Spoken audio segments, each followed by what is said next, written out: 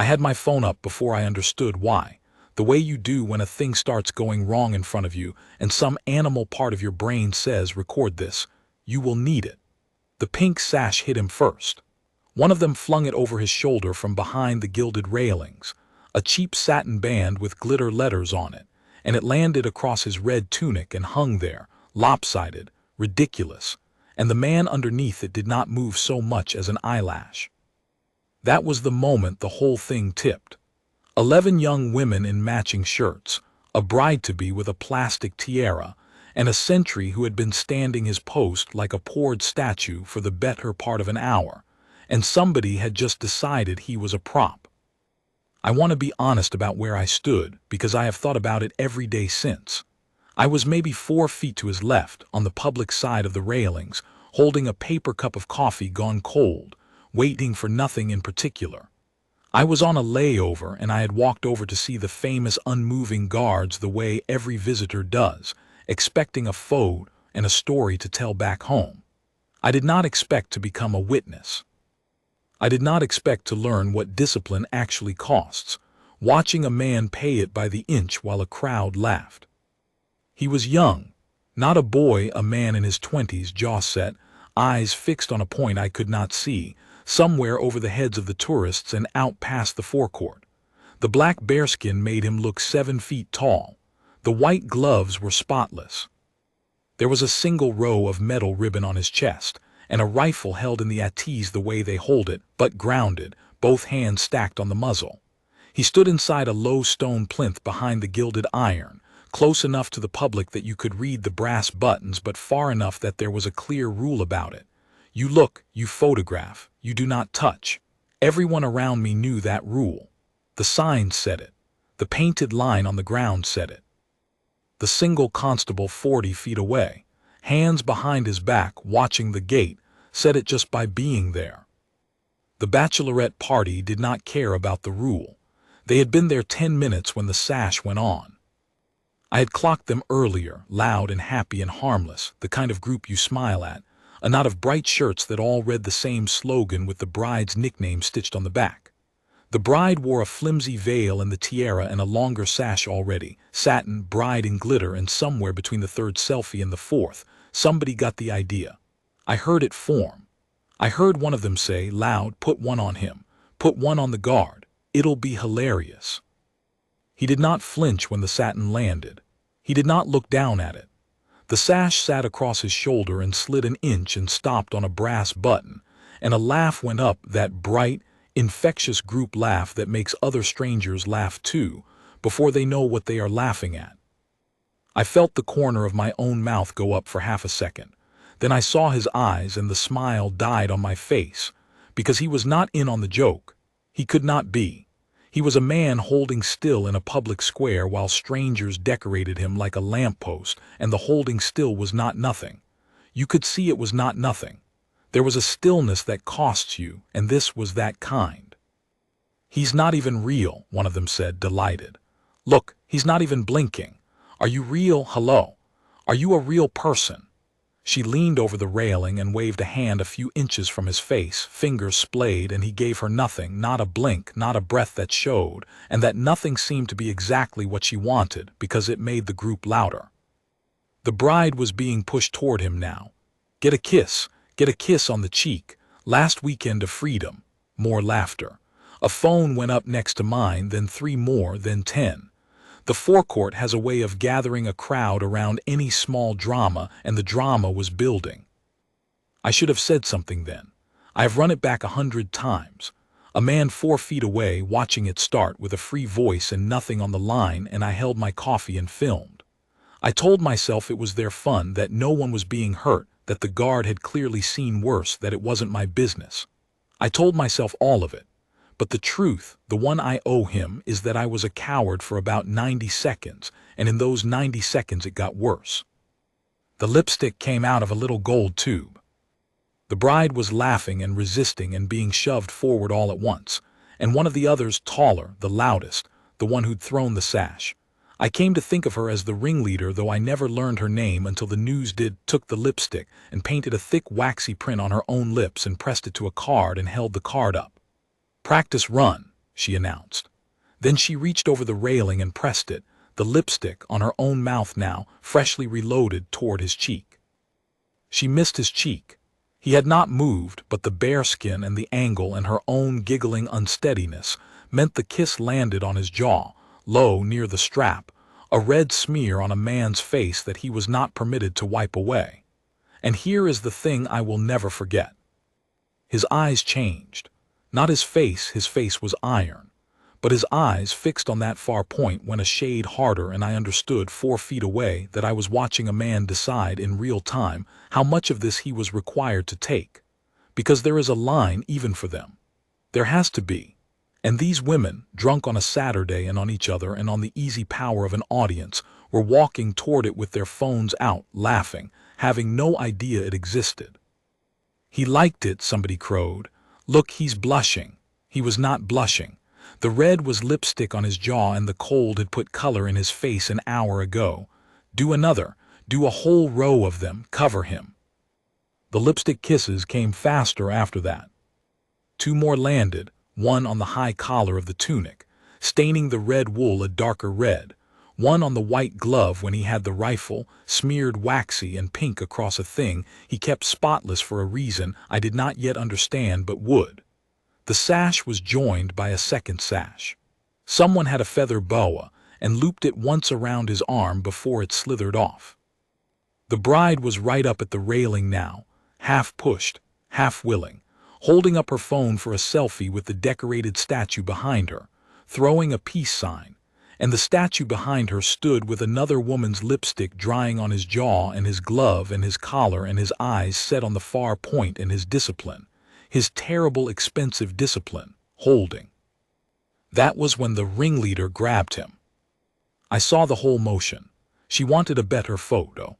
The railing was in her way, the gilded iron came up to her waist and kept her a foot back, and a foot was too far for the shot she had in her head, the one where she's cheek to cheek with him, where she has him. So she did the thing you are never, ever to do. She hooked one hand into the crook of his right arm, the arm holding the rifle, and she pulled. Not a tap. A pull with weight behind it, leaning back to drag him toward the railing, toward her, the way you'd pull a friend into a group photo. Come here, she laughed. Come on, lean in, don't be boring. And the rifle moved. Not much. An inch, maybe 2, the muzzle tipping as the arm she'd grabbed was hauled off its line. But I was 4 feet away, and I felt the whole forecourt change temperature.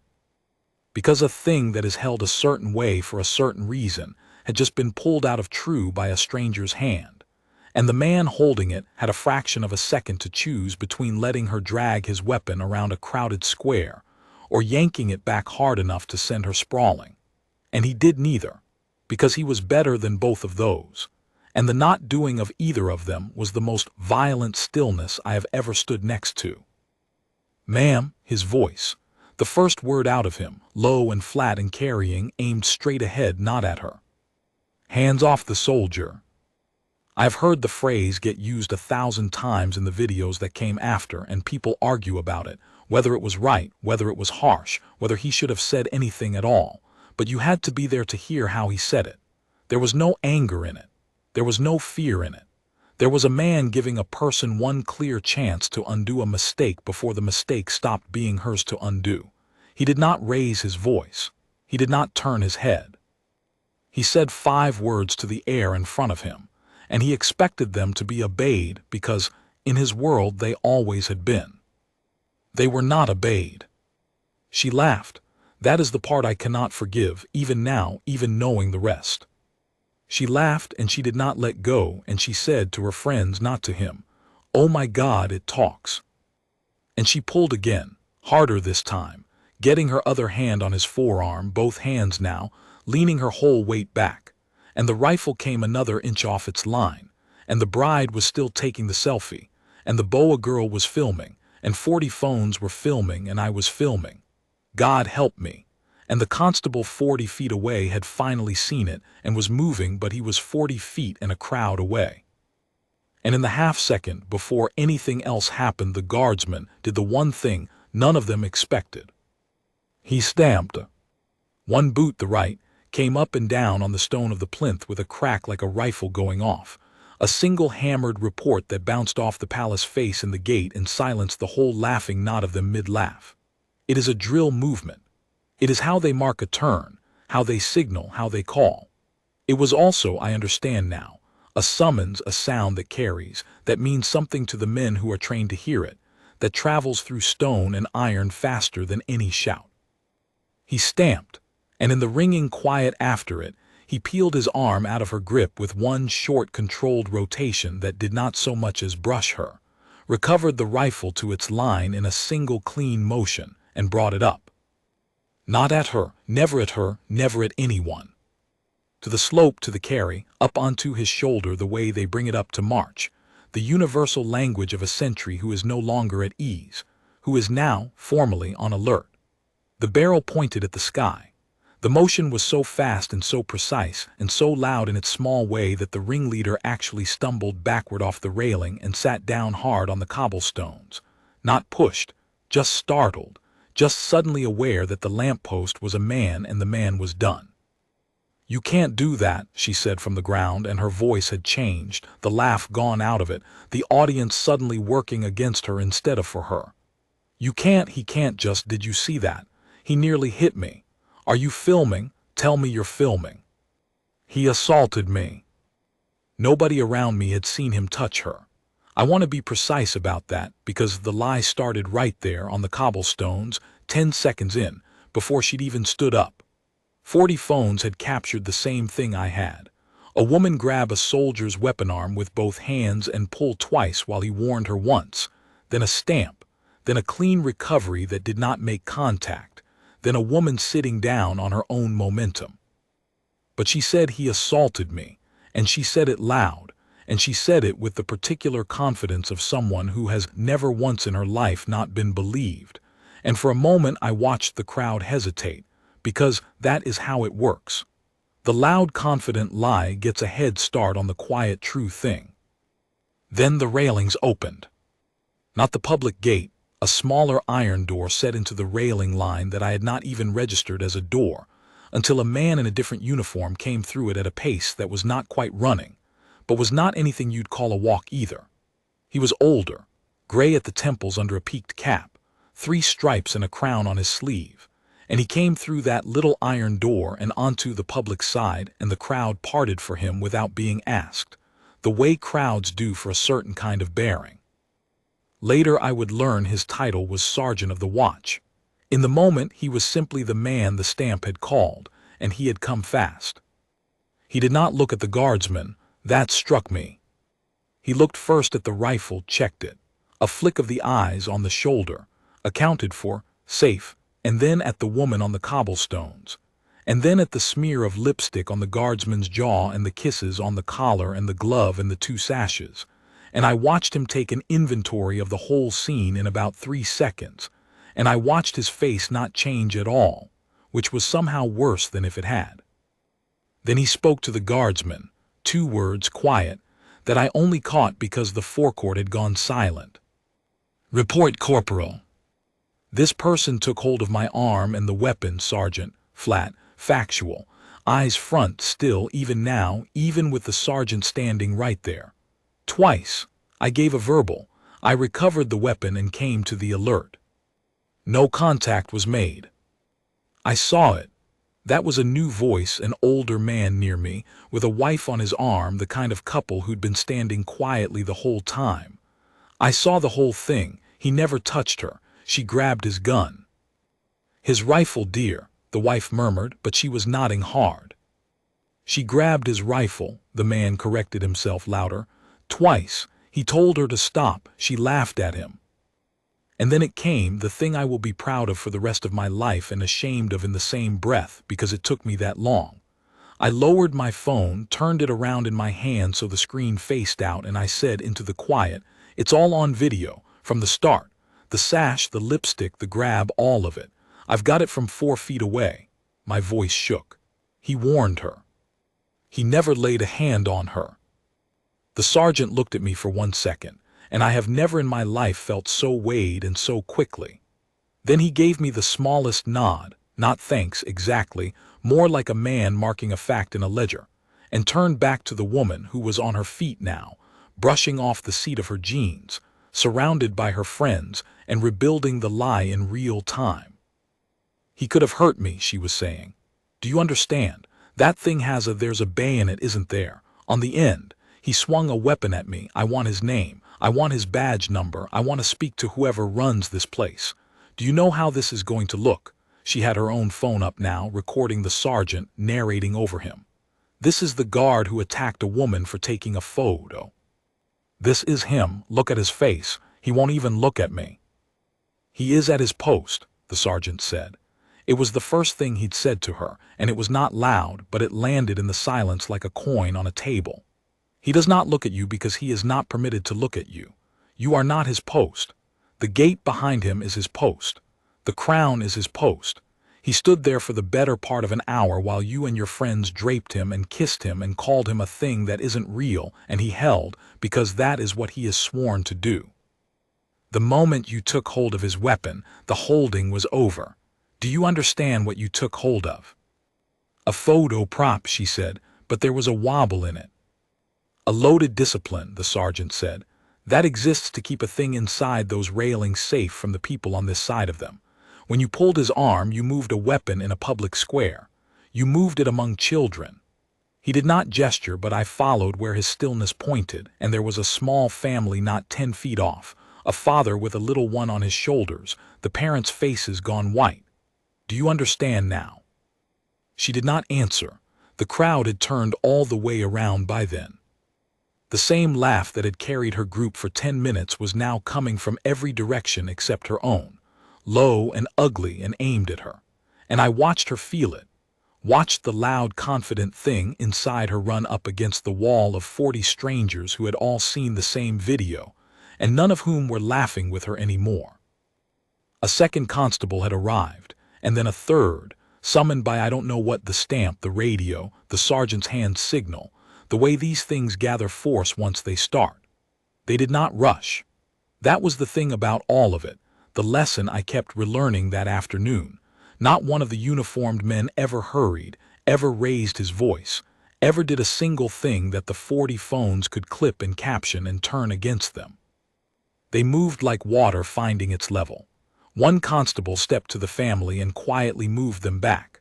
One stepped to the railing and put his body between the public and the plinth, a soft human barrier, arms loose. And the sergeant turned to the first constable, the one who'd been 40 feet away when it started, and said something I didn't hear, and the constable nodded and turned to the ringleader. "Ma'am, I'm going to need you to step over here with me." "I'm not going anywhere," she said. "I'm the victim here. I'm the one who got attacked." But 2 of her own friends had stopped touching her. I saw it. The bride had taken 3 steps back and pulled the veil off her own head, suddenly not wanting the costume, and another of the group had her hand over her mouth and was looking at the lipstick on the guardsman's white glove like she was seeing it for the first time, really seeing it, and starting to understand what they had done. "You're not under arrest," the constable said, even-toned. "You're being detained while we look at the footage. There's a great deal of footage." He glanced almost mildly at the 40 raised phones. "Yours included, I'd think. You've been recording the whole time. That'll help us. It'll show exactly what happened." That stopped her. You could see her run the tape in her own head. The sash, the lipstick, the both hands grab, the pull, the laugh after he said hands off the soldier. And you could see her arrive at the place where the footage she'd been so eager to wave around became the worst thing in the world for her. "I want a lawyer," she said. It came out small. "You're welcome to one," the constable said. "This way, please." They walked her toward the little iron door in the railings. She went. Her friends did not follow, and that told its own story. The group that had moved as one body for 10 minutes coming apart at the first real wait, the bride hugging her own arms, 2 of them already on their phones doing the thing people do, deleting or texting or trying to get ahead of a thing that had already gotten ahead of them. One of them, the youngest maybe, with her makeup starting to go, stepped toward the railing and toward the guardsman and said, in a voice that broke, "I'm sorry. I'm so sorry." We thought it was, I'm sorry. And he gave her nothing because he was back at his post, eyes front. Rifle returned to the ATs the instant the sergeant had cleared the immediate scene. Lipstick still on his jaw because he was still not permitted to wipe it away, and that nothing was not cruelty. I understood that now. The nothing was the job. The nothing was the whole point. The sergeant stayed. After the constables had walked her off, after the family had been moved back and the crowd had begun slowly to remember it had places to be, the sergeant of the watch did not return through the little iron door. He took up a position 3 paces behind and to the right of the guardsman, hands behind his back, and he stood there. He stood the rest of the watch with him. I didn't understand it at first. I thought maybe protocol required a supervisor after an incident, paperwork, a witness. Maybe it did, but I have come to believe it was something simpler and harder than that.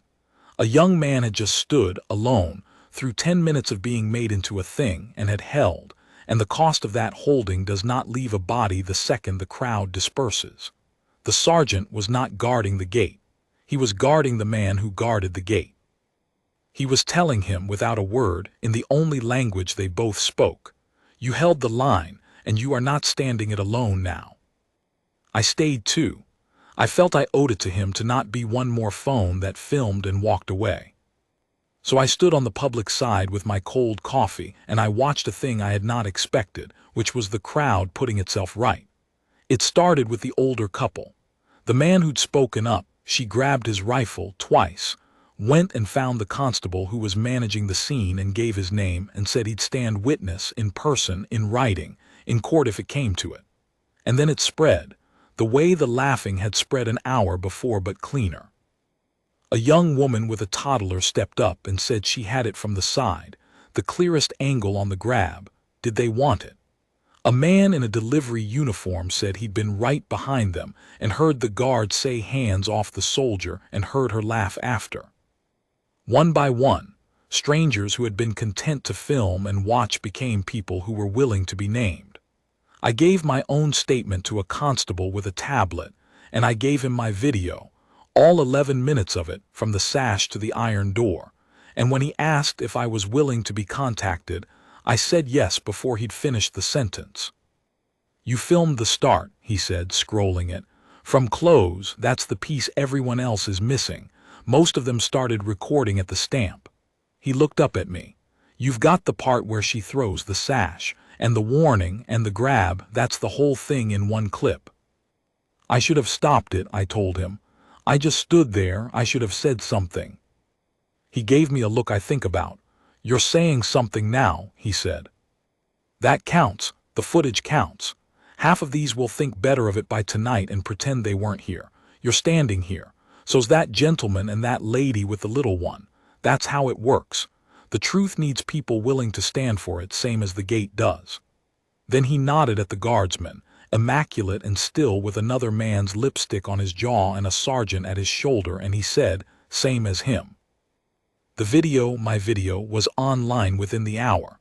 I didn't post it for views. I want that on the record. The constable had a copy, and I sat down on a bench across the forecourt and uploaded the full 11 minutes raw, no cuts, no caption beyond the time and the place, because I had watched the loud, confident lie get a head start that afternoon and I wanted the slow, true thing to have its turn. It did not need my help. It went the way these things go. By that evening it had been watched more times than I could make sense of, and the comments were not what I'd braced for, not the usual pylon, not cruelty for sport. They were people recognizing something, over and over in different words. Look how he held. Look what it cost him. Look how he gave her every chance. The thing that had been built to mock him had become, on its own footage, the clearest possible proof of what he was. And the woman who had grabbed him had, in the most literal way, recorded her own undoing. Her phone, the one she'd waved at the sergeant, this is the world she'd built and not understood she was building. She had been narrating a version of events into her own camera, the I'm the victim version, even as her own lens captured her hands closing on a soldier's weapon. She had wanted an audience. She got the largest one of her life, and it watched her do the exact thing she swore she hadn't.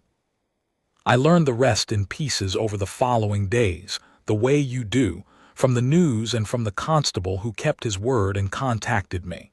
She was charged. Not with the photo, not with the sash, not even with the lipstick, though all of that was disrespect enough. She was charged with laying hands on a member of the guard on duty, and with interfering with a sworn sentry and his arms in a public place, which I came to learn is a serious and specific thing, older than the cameras, older than the tourists, a line drawn in law precisely because a soldier on ceremonial watch is not permitted to defend himself the way you or I would. The law stands in for the response he is forbidden to make. That is what she had walked into, laughing with her phone out. The arm she grabbed could not grab her back, so the courts grabbed her instead. The public part came, whether anyone wanted it or not. By the second day, her name was attached to the footage everywhere, and I felt a strange, queasy thing watching it happen, because I had wanted the truth to win, and now I was watching the truth turn into a mob, and those are not the same animal. People found her work. People found her friend's work. The bride's wedding became a thing strangers had opinions about. The whole group, who had treated a man like a prop for 10 minutes of fun, found themselves treated like props in turn, faces frozen in 1,000 reposts, the worst version of one bad afternoon flattened into a meme. I will not pretend I felt nothing watching it. I felt that they had earned the shame, and I felt that the shame had stopped being about the guard and started being about the crowd's own appetite, and both of those felt true at once, and I have not fully untangled them since. But here is the part the reposts left out because it was quiet and didn't clip well. 3 days after, a statement came out, measured, formal, on behalf of the Guard regiment, the kind of thing you'd scroll past. I read it twice. It thanked the public for the footage and the witnesses for their statements. It confirmed an individual had been charged, and then it did something I did not expect. It declined to name the guardsman, or release his face, or make him available, or turn him into the hero of the story, the way the internet was begging it to. The soldier in question conducted himself exactly as his training and his oath require, it said. His composure under provocation is not exceptional within this regiment.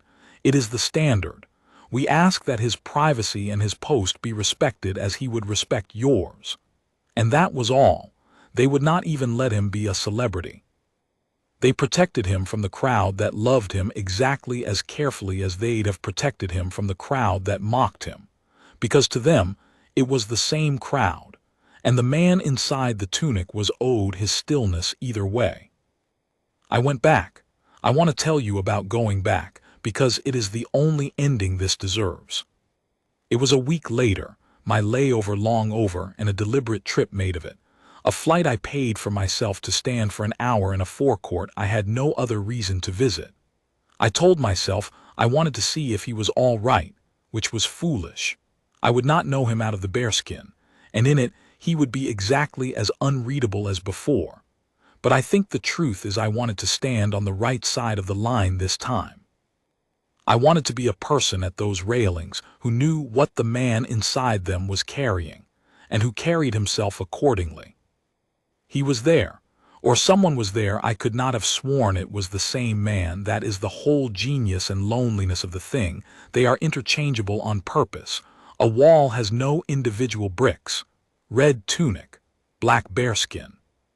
White gloves, spotless again, the lipstick long gone from the wool and the glove and the jaw, scrubbed away in some room I would never see, by hands that had been forbidden to do it in the moment it mattered. He stood his post. The forecourt did its forecourt things around him. Tourists came and looked and photographed and obeyed the painted line, and I noticed, maybe I imagined it, but I don't think I did, that they obeyed it more carefully than I remembered, that there was a new and slightly sheepish respect in the way the crowd held its distance, as if the whole watching world had been put briefly in detention and had come back chastened. A father held his small one up to see and said, quietly, "You don't touch, you just look. He's working." And the little one nodded, solemn, and looked, and did not touch, and I felt something in my chest I did not have a word for. I stood there an hour. I did not throw anything on him or kiss him or grab him or wave a hand in his face or ask if he was real. I knew now that he was real. That was the entire lesson, the one the bachelorette party had paid so dearly to teach a watching world. The man is real. The discipline is real. The cost is real. The stillness you mistake for nothingness is the loudest, hardest, most expensive thing in that whole square. And the only reason you get to laugh and photograph and lean on the railing in safety is that a man has agreed on his honor to hold a line you will never see and never thank him for. Near the end of my hour, the change of guard came. I watched the relief march up, the immaculate ritual of it, the stamp and the present and the slow exchange, two men becoming one wall without a seam. And as the man I'd come to see if it was him, I'll never be sure, and somehow that's right, turned to march off, his eyes passed once across the public side of the railings, across all of us, the way they're trained to, seeing everything, fixing on nothing. For half a second I thought his gaze caught mine. It almost certainly didn't. But I gave him the only thing I had, which was to stand up straight and take my hat off and hold still myself for once, and let him pass without a sound and without a phone in his face. It was the smallest thing. It was the least I owed. The sergeant was right that afternoon, the one who said it landed in the silence like a coin. He does not look at you because you are not his post. I understand that sentence completely now. I have built a good part of myself around it. We live in a world that mistakes attention for honor and noise for power. And there, at the railing, stood the proof that they are opposites. That the man who could not turn his head was stronger than the 11 who could not stop talking. That the arm that would not strike back was the one the law had to come and stand behind. That the face that gave nothing gave, in fact, the only thing worth having. The certainty that some lines hold even when no one is watching, and especially when everyone is. She was sentenced quietly in the end, with none of the noise the grabbing had made. I read it in a single paragraph buried under newer outrages. A fine, a period of community service, a record, proportionate. The law does not lose its temper any more than the guard does. That is the family resemblance between them, and I think now it is not a coincidence. The discipline at the railings and the discipline in the courtroom are the same discipline, the agreement a decent society makes with itself. We do not answer provocation with our fists, we answer it with our standards, and we hold those standards exactly when it is hardest and least rewarded to hold them. I keep the video. I have never deleted it, though it has long since stopped mattering to anyone but me. Sometimes I watch the first 30 seconds, the part before it all went wrong, the sash arcing through the air, the satin landing on the red wool, the man underneath it not moving so much as an eyelash. And I no longer see a joke that got out of hand. I see a line being drawn in real time by a man who never said it was a line, who let them put a sash on him and kiss his collar and call him a thing that isn't real, who took all of it the way a wall takes weather, until a hand closed on the one thing he was sworn to keep true. And then, and only then, with a single stamp that called his brothers through the iron, and never once touched the woman who'd earned far worse, he reminded an entire watching world of a fact it had forgotten it knew. There are men whose whole strength is in what they refuse to do. I stood 4 feet from one of them on the wrong side of the railings with a cold coffee and a phone, and it took me 90 seconds and the rest of my life to understand it. The sash they draped on him is in an evidence box somewhere, glitter letters and all, a costume meant to make him small that ended up making him unforgettable. He never wore it. He was never going to wear it. They had simply mistaken the kind of man who would stand still for the kind of man who would bend. And at the railings in front of everyone, he taught them the difference, and did not lose his composure to do it, not for a second, not even when he had every earthly right to. That is the whole of it, that is what I saw. A man held a line, a hand crossed it, and discipline, slow, unhurried, certain, came through the railings and set the world back the way it ought to be. He returned to his post the same as he'd left it, unchanged and unbroken, and the crowd behind him was as safe at the end of that hour as it had been at the start, which was, in the end, the only thing he had ever been standing there to promise.